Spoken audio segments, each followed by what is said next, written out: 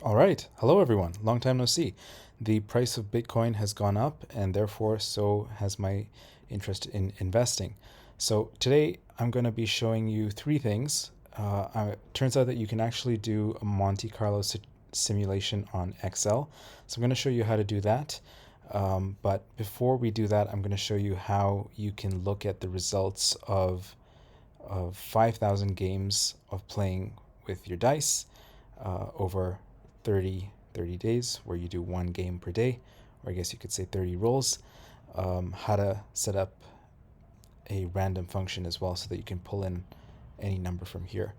That's going to be in this video. In the next video, I'm going to do this with Bitcoin, where instead of having 6 sides to a dice, I'm going to get roughly 4,000 sides to a dice, one side for every day that has gone by since 2016.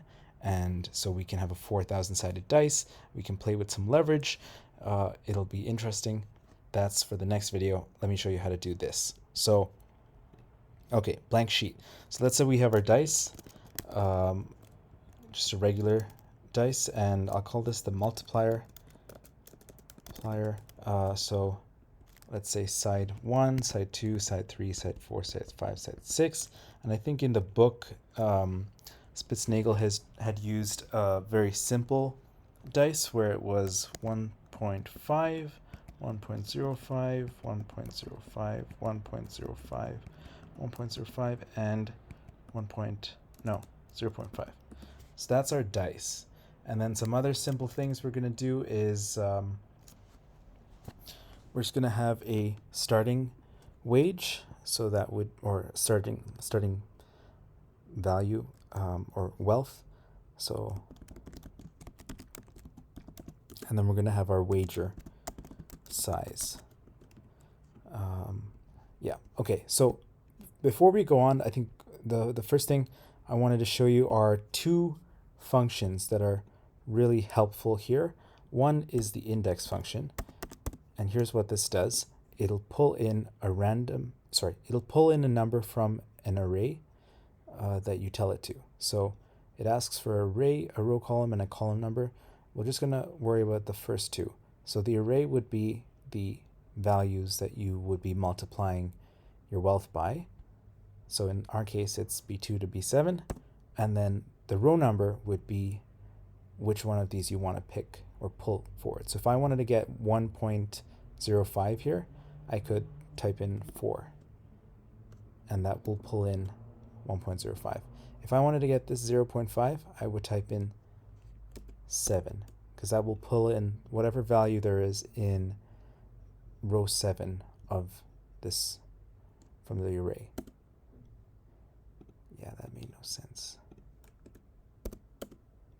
That's why. I was right. Okay, so it'll pull in whichever value from this array that you type in. So if I want the 6th value of this array, then I type in 6. If I want the first, which would be 1.5, I type in 1. So that's how the index function works. The next function I will show you is something called randbetween. Randbetween. And what this does is pulls in a random integer between two numbers. So let's say the bottom integer is 5 and the top integer is 10. It'll pull in a number between 5 and 10. And every time you press delete, it changes because it pulls in a random number. So that's one way to get it to change repeatedly. Another thing you can do is press, I'm on a Mac, so Fn and then F9. That gets it to change as well and pulls in a new random number. The point being here is that it'll pull in a random number between two numbers that you have. What we want for our purposes is to pull in a random number from this array here, from this range. And so we're going to combine the two formulas together to get a random number. And to do that, we will be doing index. First, we'll select our array. And then the row number that we want would be a random row it would be random. Since there are 6 values here, let me type that in actually, rand between. So that's the formula, and then we want to number between 1 and 6 because there are 6 values here. So we're going to type in 1, 6, then close this off, run. Okay, so now every time I press delete or F9, it'll pull in a new number. And so that's how we get and we just invented a dice on Excel. Okay, so those are the 2 functions that you need to know. One is index. Let's see if I can type this up. No.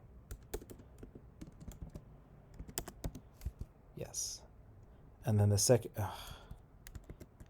you're going to have to just pretend that there's an equal sign there.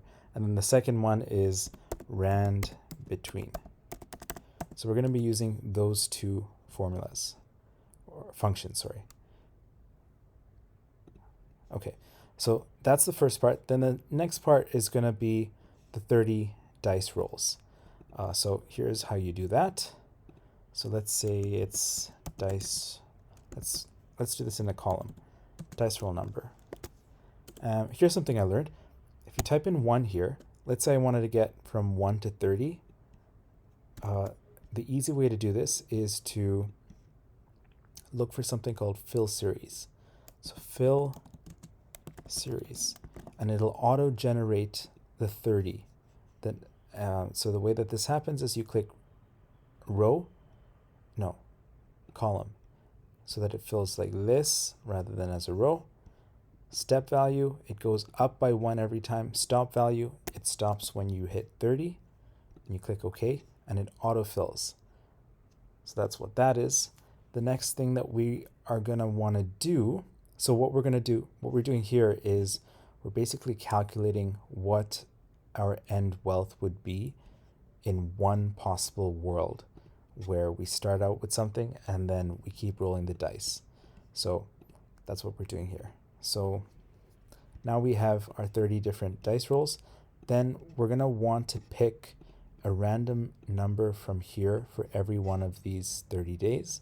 So we're going to use our formula that we just discovered, index, and then the array would be this, and the row number would be rand between bracket 1, 6. Bam, bam. Perfect. Okay, so it picks a random number from there. Let's see if this fills properly. Looks like no, and that's because it keeps jumping down. So we have to change the formula. I don't know what these are called, but if you type in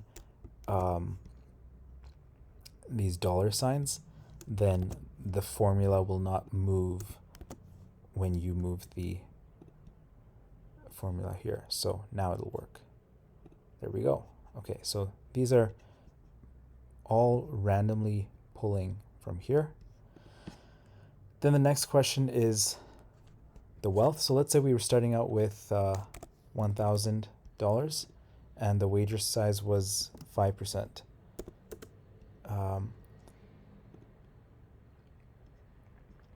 So then the question is, after 30 dice rolls, what will be our ending wealth?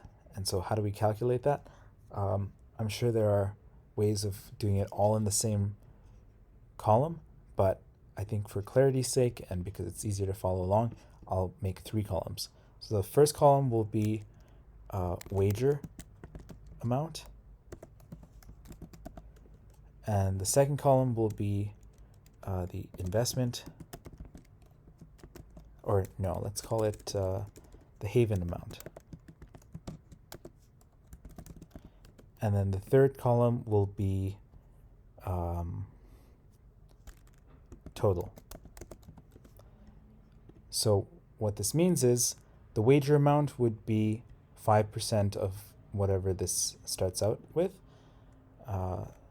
because that's how much you're betting each roll. So to calculate that, we do the wager, or the total wealth, and then you multiply that by the wager size.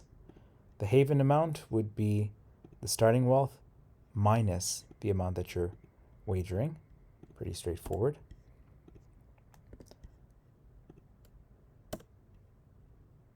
And then the total would be the haven amount plus the wager amount multiplied by the dice, right?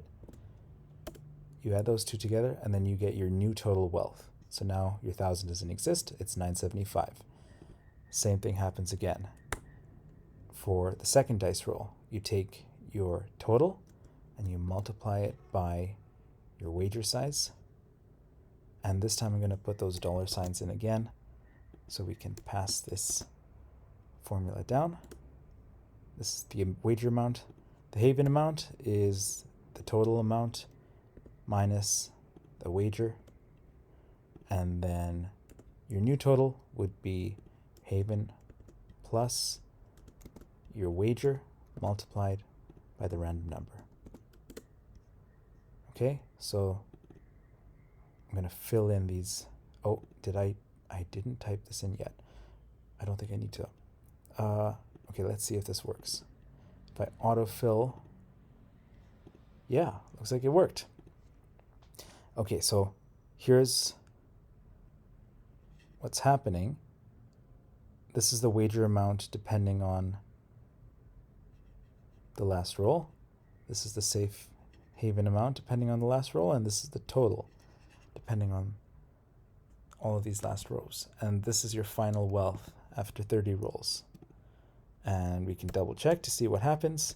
Every time I'm pressing delete now, the value changes just as expected. But this is just for one game. And then here it is for another game. And then here's your final wealth for another game.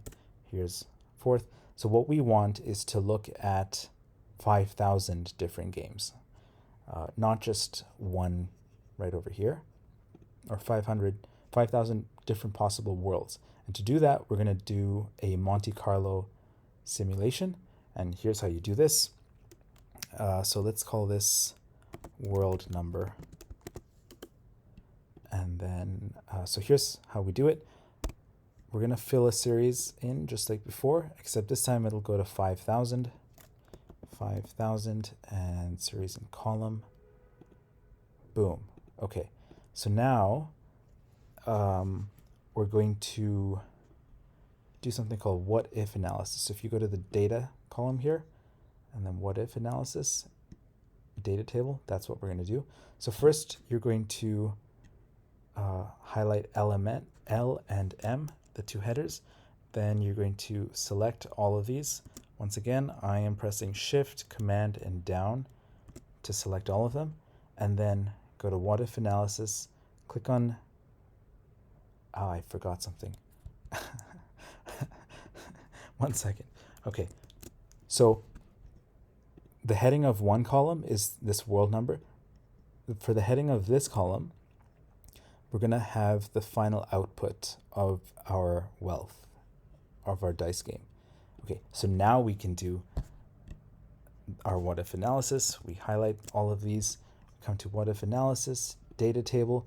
We will leave row input cell blank. For column input cell, we'll just put something blank here, and basically Excel uses this to do its calculations. And then we click OK. And it might take a few seconds to load because it is crunching a lot of numbers. But here we have 5,000 different games and the outcomes that come from each one. So you can see the arithmetic average is 1050. So on average, we're doing well, or we're not losing all of our money. I would show you the geometric average and the different percentiles, but for some reason, whenever I try calculating them, it always throws up an error. Let me show you.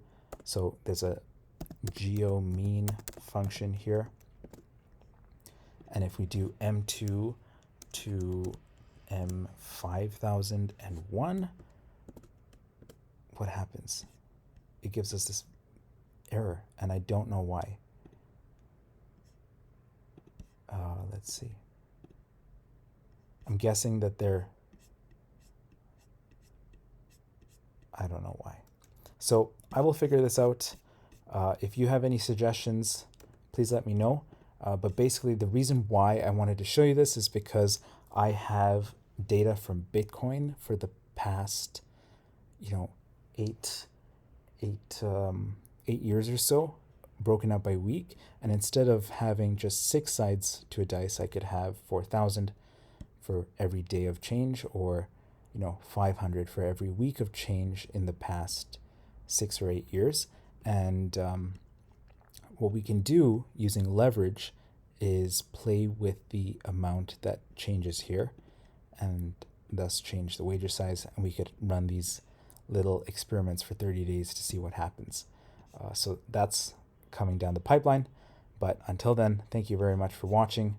Hope you have a great time.